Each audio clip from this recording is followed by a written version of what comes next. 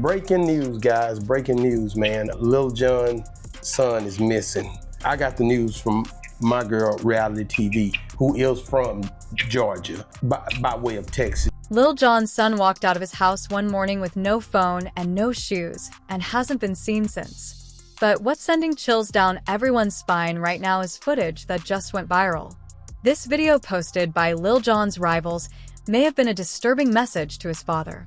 The vanishing, a father's worst nightmare. On the morning of February 3rd, 2026, at approximately 6 a.m., a 27-year-old man walked out of his home in Milton, Georgia, a quiet, affluent suburb roughly 30 miles north of downtown Atlanta, without his cell phone, without personal belongings, and in what authorities would later describe as a potentially disoriented state. He did not take a car. He did not leave a note. He simply stepped out the front door, turned towards the intersection of Baldwin Drive and Mayfield Road, and disappeared into the early morning darkness. His name is Nathan Murray Smith, and the world knows him by his stage name, DJ Young Slade. He is the son of Jonathan Smith, the Grammy-winning multi-platinum producer, rapper, and cultural force known globally as Lil Jon. Within hours, the Milton Police Department issued a formal missing persons alert, distributing Nathan's photograph and physical description across their social media channels and regional law enforcement networks. The alert emphasized a critical detail that separated this case from a routine adult disappearance. The 27-year-old may be disoriented and could be in need of assistance. He did not have his phone, meaning he could not call anyone and no one could reach him. He had no wallet, no identification, and no means of communication whatsoever. Authorities stressed there were no threats to the public, but they urged anyone who encountered him to contact police immediately for a welfare check rather than attempt direct confrontation. Fox 5 Atlanta was among the first local outlets to broadcast the alert, noting that Nathan was last seen near Baldwin Drive in Milton. WSB-TV followed with video coverage, broadcasting the missing person details alongside concern for his safety. Within 24 hours, the story had exploded far beyond local Georgia news. NBC News ran a national report detailing the circumstances. People magazine published the family's request for privacy and prayers, including a photograph of Lil Jon and his son from 2016, underscoring the close bond between father and child. USA Today reported that family representatives had issued a statement asking for prayers and privacy during what they called an unimaginably difficult time. Bet covered the story with emphasis on the family's anguish and police concern about his disoriented state. The Hollywood Reporter noted that Lil Jon was estranged from Nathan's mother, Nicole Smith, adding another layer of complexity to an already harrowing situation. The news triggered an immediate wave of reaction across social media and YouTube commentary channels. On Boss Talk TV, the host broke the story to their audience with visible emotion. Breaking news, guys. Breaking news, man. Lil Jon's son is missing. I got the news from my girl, Reality TV, who is from Georgia, by way of Texas. Their co-host Reality TV provided early details about the circumstances, relaying what was circulating across Georgian media. Yeah, it seems that maybe he was, I'm not gonna say, I don't know if he was under the influence of a drug or whatever, but he ran out of the house barefoot with no phone or nothing. The hosts of Boss Talk TV immediately urged their viewers to help spread awareness. The hosts of Boss Talk TV immediately urged their viewers to help spread awareness. They read directly from the official reports, confirming the core facts. The hosts then relayed TMZ's parallel reporting, which had amplified the story nationally. So Lil Jon is dealing with a scary situation right now, TMZ said. His son, DJ Young Slade, has been reported missing in Georgia. The same thing, the Milton Police Department put out a missing persons alert Tuesday saying 28-year-old Slade, legal name Nathan Murray Smith, ran out of his home on foot and hasn't been seen since. And he doesn't have a phone. He may be disoriented and he could be in need of help. One particularly alarming detail emerged during the Boss Talk TV broadcast.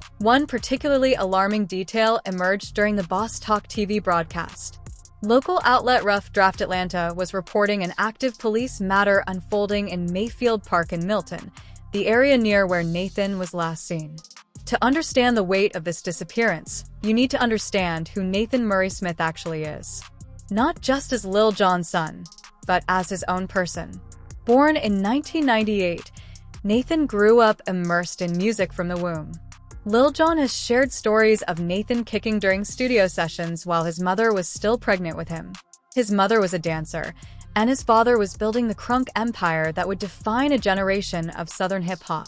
Nathan contributed vocals to Lil Jon and the East Side Boys' 2001 single B.A.B. as a toddler, a fact that becomes surreal when you consider the trajectory of his career since. He began producing beats in high school, trained formally at the Scratch DJ Academy, and attended New York University. He built his craft methodically, working as a DJ, producer, engineer, and eventually an artist in his own right under the name DJ Young Slade. His recent career trajectory showed genuine momentum. He collaborated with his father on Lil Jon's 2024 guided meditation and hip-hop album, Total Meditation. He and Lil Jon produced tracks together for 2 shorts on the upcoming Farewell album. He released a single titled Feels in March 2025, promoted actively on his Instagram, ALA'd. He appeared on MTV's Family Legacy series, discussing the pivotal moment watching his father's DJ set that cemented his own path. He performed at festivals like One Music Fest in Atlanta in 2025. He worked with artists like Jim Jones and maintained active ties across Atlanta's music scene. He appeared alongside his father on Celebrity Family Feud. By every measure, he was a young man building something real, independently producing, recording, and mixing his own material. On Boss Talk TV, the emotional weight of the situation was palpable. The host reflected on what it means to be a parent receiving this kind of news.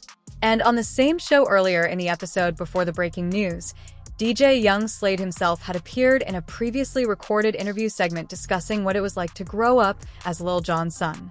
That clip, with Nathan describing his father as just dad, the man who drinks tea and watches movies at home, juxtaposed against a missing persons alert issued hours later by the Milton Police Department, is the kind of contrast that stops you cold. This is not a celebrity gossip cycle. This is a family in crisis. As of February 5th, 2026, there are no public updates indicating that Nathan Murray Smith has been located. Searches of nearby areas, including Mayfield Lake, were ongoing. Lil Jon has not publicly spoken beyond the family's request for prayers and privacy. The Boss Talk TV host captured the impossibility of that silence perfectly.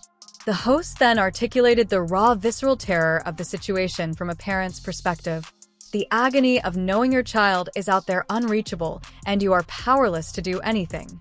The conversation turned to the frustration of being hounded for information you do not possess.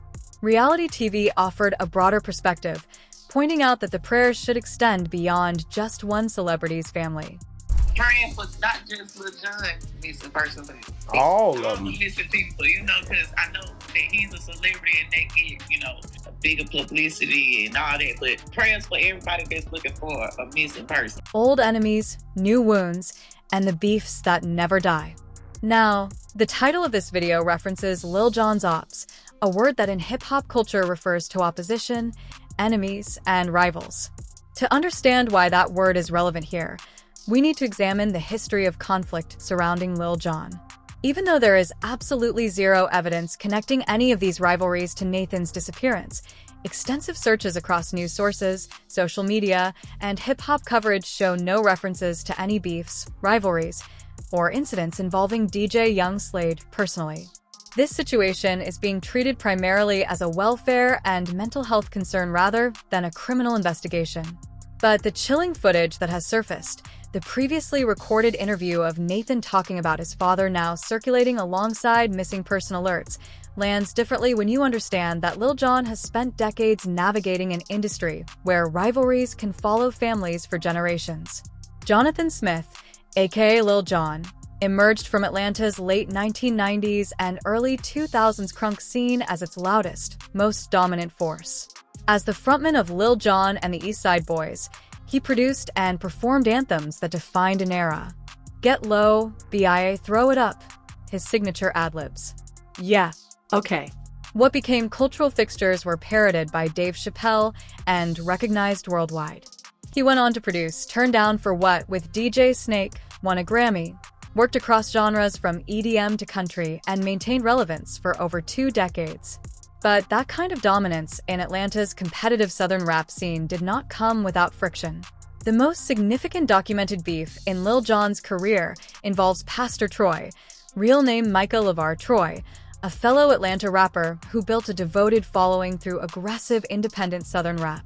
The two collaborated on Throw It Up, a track from Lil Jon and the East Side Boys' 2002 album Kings of Crunk. That song became Pastor Troy's biggest mainstream exposure, a crunk anthem that put him in front of a national audience. But the aftermath of that collaboration planted seeds of resentment that would fester for years.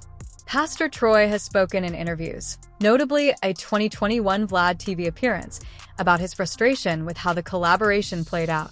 No official music video was ever shot for Throw It Up, a decision Pastor Troy blamed on label politics. No further collaborations followed. Pastor Troy described feeling excluded from Lil J's expanding empire, not invited back for more work, and not given the platform that the song's success should have warranted. He claimed Lil Jon asked for a verse at one point, but that the exchange did not lead to mutual respect or new opportunities. In a 2022 Revolt TV appearance, Troy reflected on these frustrations in the broader context of Atlanta's crunk scene dynamics. That resentment boiled over in 2006 when Pastor Troy released Murder Man 2 on his album By Choice or By Force, a direct diss track targeting Lil Jon, his BME, Black Market Entertainment, label, and affiliates including Lil Scrappy and Crime Mob. The lyrics were explicit and aggressive, calling out Lil Jon and his entire crew by name, venting years of perceived disrespect and exclusion. The track represented Pastor Troy's primary outlet for the beef, his main opportunity to put his grievances on wax. It circulated in Atlanta's underground and among Southern rap fans. But it never sparked a response from Lil J. That silence was itself a statement. Lil J did not engage. He did not record a response. He simply continued building his career, while Pastor Troy's frustrations remained largely one-sided. But Lil J's rivalry landscape extended beyond Pastor Troy. His relationship with the Yang twins, the duo behind crunk smashes like Get Low and Salt Shaker, became strained over creative control, credit, and business dealings. The twins discussed in podcasts and interviews how Lil Jon initially did not even like Get Low and pushed back on certain ideas. They claimed the song's massive success generated significant revenue from which they felt undervalued and restricted. It was more of a professional fracture than outright hostility, but the tension was real and documented across multiple interview appearances. Lil Jon and the East Side Boys themselves split after their 2004 album Crunk Juice due to internal money issues, legal drama, and conflicts within the group. The breakup allowed Lil J to go solo and maintain prominence while the East Side Boys faded from public view, a business dissolution that left lasting tension between former collaborators. The Dem franchise boys accused Lil Jon of heavily influencing or appropriating their sound during the crunk to snap music transition era, adding another layer of competitive friction within Atlanta's scene. And there were peripheral tensions involving Lil Scrappy, signed to Lil J's BME label, where 50 Cent reportedly pressured Lil Jon over Scrappy's affiliation, and Scrappy eventually departed the label amid unresolved issues. Through all of this, Lil J's approach was remarkably consistent. He stayed above the fray. He rarely addressed beef publicly. He did not record diss tracks. He positioned himself as a legacy figure in crunk music, focusing on production, collaborations, and eventually his dramatic personal transformation. In recent years, particularly from 2024 through 2025, Lil Jon openly discussed his journey towards mental and physical health. He acknowledged past heavy drinking directly tied to his crunk party persona and revealed that he cut back significantly after health scares involving his liver around age 50. He underwent EMDR therapy, started meditating, adopted an intense fitness regimen, and even competed in the 2025 Muscle Beach Championship. He credited this shift to wanting to be healthier for his family, specifically mentioning his young daughter, born in 2024, and his older son, Nathan. He described overcoming what he called suffering in silence, a pattern he recognized as common among men, and became an outspoken advocate for self-care and wellness. That personal evolution makes the current crisis all the more devastating. Here is a man who spent the last 2 years publicly rebuilding his life around family and health, only to face the nightmare of his 27-year-old son vanishing without a trace. His previous marriage to Nicole Smith, Nathan's mother, ended in an arrangement that added complexity to an already fractured family dynamic. But by all public accounts, Lil Jon and Nathan maintained a close relationship. They collaborated on music. They appeared together on television. Nathan spoke glowingly about his father in interviews, describing him as the tea-drinking, movie-watching dad behind the bombastic stage persona. The Boss Talk TV host channeled the agony of Lil Jon's situation, the impossibility of keeping it together when your child is missing. And I think that's just a scary situation when you sitting there trying to figure, you don't know. He didn't take his phone. He might have had on shoes, might have didn't have on shoes. He don't have no personal items. That's the weirdest thing right there, because now you got me worried. Now I'm worried about you because I don't know what the hell going on. What happened to my damn son is what I'm asking at that point. So, I just pray for Lil Jon, and I pray for the mother of the boy too, because she going through it. It ain't just Lil Jon because he got a name. It's family, brothers and sisters. Everybody is on high alert when somebody missing. As a relatively low-profile DJ and producer compared to his father's fame, Nathan has never been linked to any public feuds, music industry drama, or personal conflicts. His Instagram activity prior to his disappearance showed family appearances, music promotion, and positive career updates. But the history of hip-hop tells us that when you carry a famous last name, your father's enemies become your burden, whether you ask for it or not. And that brings us to the darkest chapter of this story. When the children pay the price, hip-hop's darkest pattern. What makes the footage of Nathan talking about his father so chilling, so deeply unsettling to anyone who watches it now in the context of his disappearance, is that it exists within a broader documented pattern in hip-hop where the children of famous rappers become collateral damage in beefs they had no part in creating. Nathan Murray Smith has no known enemies. He has no beef. He has no rivalries. His disappearance, by every official account, is a welfare and mental health crisis rather than a criminal matter. But the very fact that his name trended alongside the word Opps, and that footage of him speaking warmly about his father is being described as chilling reflects a culture where we have been conditioned to expect the worst when a rapper's child makes headlines. That conditioning exists because the worst has happened repeatedly. Consider the most prominent recent example, the 2025 escalation between Nicki Minaj and Cardi B. A feud that had been smoldering since 2017 but erupted into something genuinely disturbing when both women began targeting each other's children. Nicki Minaj, real name Annika Tanya Marriage Petty, the Trinidadian-American rapper who had built an empire through albums like Pink Friday and maintained her status as one of the most successful female rappers in history, posted insults on social media, calling Cardi B's daughter, Culture, ugly, referring to her as culture vulture and monkey, and threatening physical violence against a child. She extended similar attacks to Cardi's younger daughter, Blossom. Cardi B, real name Belcalis Marlanis Almanzar, the Bronx-born rapper who broke through with Bodak Yellow, retaliated by mocking Nicki's son, publicly known as Papa Bear, as slow and nonverbal, alleging that substance use during pregnancy caused developmental issues and making dark jokes about the child's birthday. Both women issued what amounted to backhanded apologies, Nicki specifically to Culture, while continuing the attacks. The exchange drew widespread condemnation for dragging innocent children into adult warfare.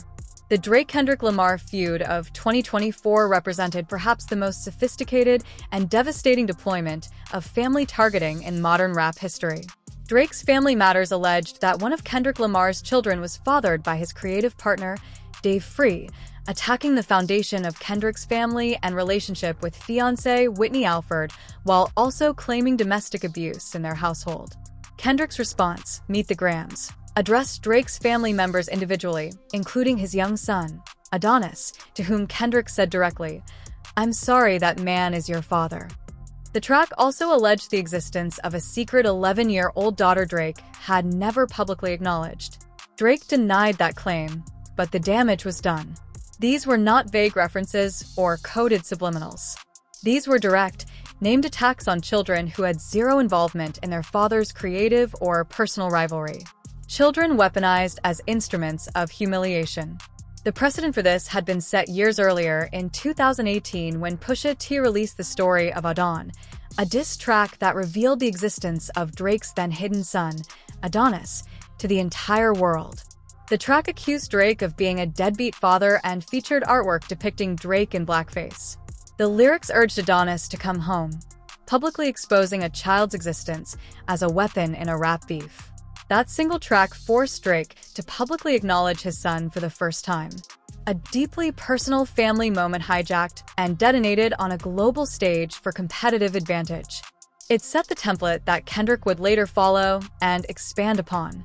Before all of this, Eminem had established the original line in the sand regarding children in rap beefs and watched multiple rivals cross it. Anyway, Ja Rule, in his 2003 track Loose Change, rapped negatively about Eminem's daughter, Haley Jade, speculating about her future in connection to her father's chaotic public life. Eminem's response was devastating. Tracks like Haley's Revenge and Go to Sleep accelerated Ja Rule's already declining career into irrelevance. Machine Gun Kelly's involvement began in 2012 with a social media post calling the then-teenage Haley attractive in explicitly inappropriate language. That comment simmered for years before erupting in 2018 with MGK's Rap Devil and Eminem's Lethal Killshot response. Everlast, the House of Pain frontman, had dissed Haley in an early 2000s remix verse, prompting Eminem to respond on Twitter and effectively end Everlast's relevance in rap entirely. The pattern was clear. Mention Eminem's daughter, and your career pays the price. But the deeper truth was darker. The fact that rivals kept doing it anyway proved that children were viewed as legitimate targets regardless of the consequences. In the streets, the pattern turns lethal. Jacksonville, Florida's ATK versus KTA rivalry involving rappers like Yunin Ace and the late Julio Filio produced shootings where family members of rappers were injured or killed. Beefs that blurred the line between music rivalry and gang warfare, where anyone in proximity became a potential target. In Stockton, California, rappers' children's birthday parties have been shot up amid ongoing crew feuds, endangering kids who had nothing to do with their parents' conflicts. These incidents represent the extreme end of a spectrum that begins with social media insults and diss track lyrics, but terminates in real-world violence against the most vulnerable people connected to the combatants. This is the context in which footage of Nathan Murray Smith, DJ Young Slade, now circulates. Not because he is a victim of any beef, not because any rival targeted him, and not because there is any evidence whatsoever of foul play in his disappearance. Police have been clear this is a welfare concern. But the footage is being called chilling because we live in a culture where the children of rappers carry inherited risk simply by existing. Where a previously innocent interview clip of a young man describing his father as just dad becomes something haunting the moment that young man goes missing. Lil Jon's own beefs with Pastor Troy, with the Young Twins, with former East Side Boys members, and with the various competitors and claimants from Atlanta's crunk era were never the kind of conflicts that produced violence or threats against families. Pastor Troy vented on Murder Man 2 and in interviews, and Lil Jon never responded. The Young Twins expressed frustration about money and credit, and the relationship simply cooled. These were professional disputes, label politics, and the ordinary friction of an intensely competitive music scene. But the precedent set by Nicki and Cardi, by Drake and Kendrick, by Push A's revelation of Adonis, by every rival who ever mentioned Haley Jade. That precedent means that when a rapper's child makes news for any reason, the immediate cultural reflex is to search for the enemy responsible.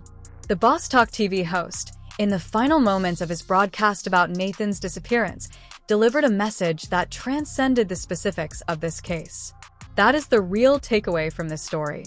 Not the beefs, not the rivalries, not the speculation. The real story is about a father who cannot find his son, a young man who walked out of his home on a February morning and has not been heard from since. A family begging for prayers and privacy while the internet mines their pain for content. Thanks for watching. Check out other cards on the screen.